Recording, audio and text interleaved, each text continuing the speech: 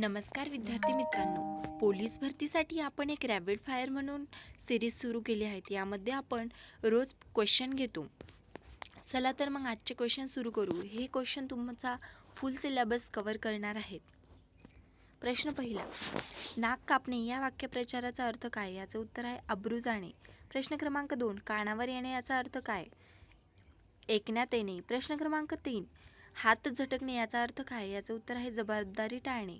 प्रश्न क्रमांक 4, अति तेथे माती या म्हणीचा अर्थ काय? याचं उत्तर आहे कोणतीही गोष्ट अति केली तर वाईट होते.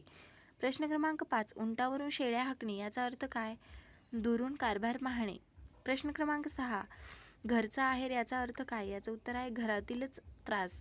प्रश्न क्रमांक 7, नाचता येईना अंगण वाकडे या म्हणीचा अर्थ काय? याचं उत्तर आहे स्वतःची चूक इतरांवर ढकलणे. प्रश्न क्रमांक 8, डोके फिरवणे याचा अर्थ काय? राग येणे, संतापणे. प्रश्न क्रमांक 9, जशी करणी तशी भरणी याचा अर्थ काय? याचं उत्तर आहे जसे कर्म तसे फळ. प्रश्न क्रमांक 10, पाण्यात पाहणे याचा अर्थ काय आहे? स्वतःचा विचार करणे. प्रश्न क्रमांक 11, आकाशाला गवसणी घालणे याचा अर्थ काय आहे? उत्तर, फार मोठे यश मिळवणे. प्रश्न क्रमांक 12, तोंड देखले याचा अर्थ काय? याचं उत्तर आहे केवळ वरवरचे. प्रश्न क्रमांक 13, एकाच माळेची मणी याचा अर्थ काय आहे? सारखे स्वभावाचे लोक. प्रश्न क्रमांक 14, पाय घसरून देणे याचा अर्थ काय? याचं उत्तर आहे चूक होऊ देणे. प्रश्न क्रमांक 15, थेंब थेंब तळे साचे याचा अर्थ काय? याचं उत्तर आहे थोडे थोडे साठवले तर मोठे होते. प्रश्न क्रमांक 16, डोळ्यात तेल घालणे याचा अर्थ काय आहे? उत्तर, फार काळजीपूर्वक पाहणे. प्रश्न क्रमांक 17, हात टेकणे याचा अर्थ काय आहे? याचं उत्तर आहे शरण जाणे. प्रश्न क्रमांक 18, घरचा शत्रू लंकेला जाळतो याचा अर्थ काय? उत्तर, आपलाच माणूस नुकसान करतो. प्रश्न क्रमांक 19, कान पिळणे याचा अर्थ काय? याचं उत्तर आहे चूक मान्य करणे, इशारा देणे. प्रश्न क्रमांक 20, नाव मोठे लक्षण खोटे याचा अर्थ काय? याचं उत्तर आहे नाव मोठे पण गुण नाहीत. प्रश्न क्रमांक 21, उडत्या पक्षाचे पंख मोजणे याचा अर्थ काय?